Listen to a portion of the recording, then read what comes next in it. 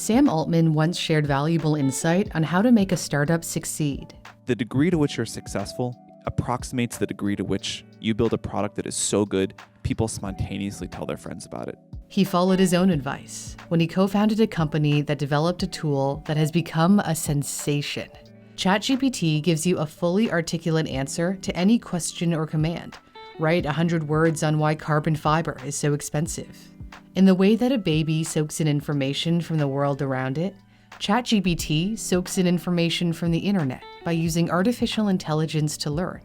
It consumes vast amounts of text on the web to learn the patterns and relationships between words and phrases. I think that AI will be a technological revolution on the scale of the agricultural, the industrial, the computer revolution. Sam Altman is the 37-year-old CEO of OpenAI, which developed ChatGPT.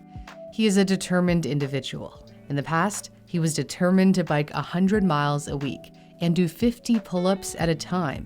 That is reflective of the drive he brings to OpenAI.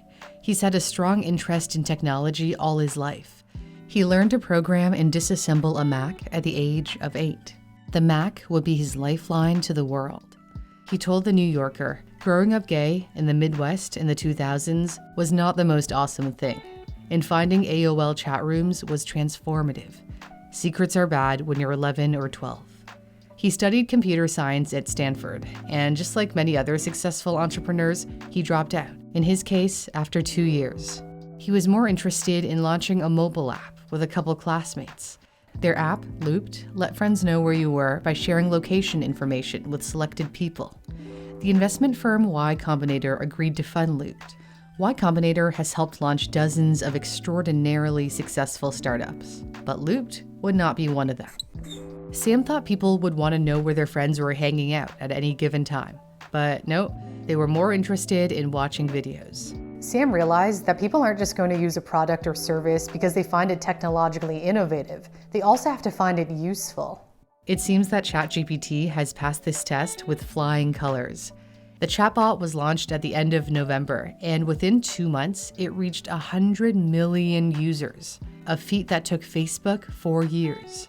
ChatGPT is believed to be the fastest growing app in human history, and it's way more users than Loopt could have ever dreamed of. Loopt reportedly had only 500 users at its lowest point, though Sam says it was more like 50,000. Still. Sam ended up selling Loopt and started a venture capital fund with part of the money. A VC fund provides capital to startups in exchange for equity. But venture capital wasn't his thing. He said in an interview that he didn't want to have to make decisions that might not be in the best interest of the company just to maximize the return on his investment.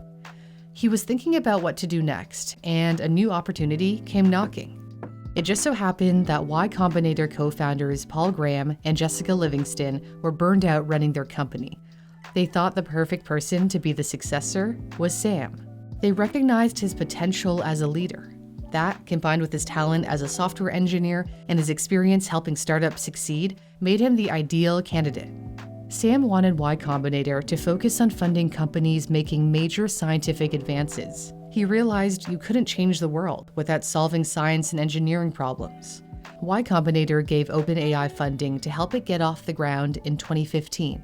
In addition to the initial seed funding, OpenAI received $1 billion from several tech industry giants, including Elon Musk, who co-founded the company, legendary Silicon Valley investor Peter Thiel, and LinkedIn co-founder Reid Hoffman. It began as a nonprofit and later switched to a for-profit structure. Sam left Y Combinator in 2017 after 3 years as president to focus solely on OpenAI. He saw OpenAI as the opportunity to use artificial intelligence to make a positive impact on the world. There were concerns about AI's potential to cause harm if not properly managed. I mean, there's been movies about this, like Terminator. Yes, The problem with an intelligent system that lacks human values is illustrated by the Swedish philosopher Nick Bostrom through his example of a paperclip. Let's say an AI system is programmed to make as many paper clips as possible. As the AI system becomes more advanced and efficient, it may feel like the way to maximize the production of paper clips is to turn all matter into paper clips, even us. OpenAI says it's working to prevent such a scenario by developing AI that is aligned with human values, to to build a friendly AI.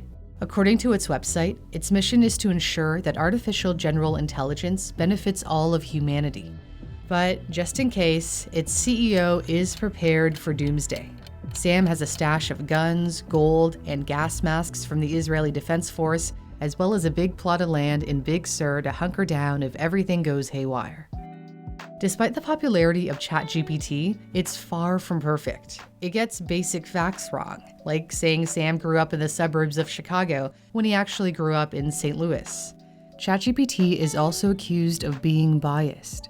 People have been sharing screenshots on Twitter of ChatGPT creating a poem expressing admiration for Joe Biden, but refusing to create a similar one about Donald Trump.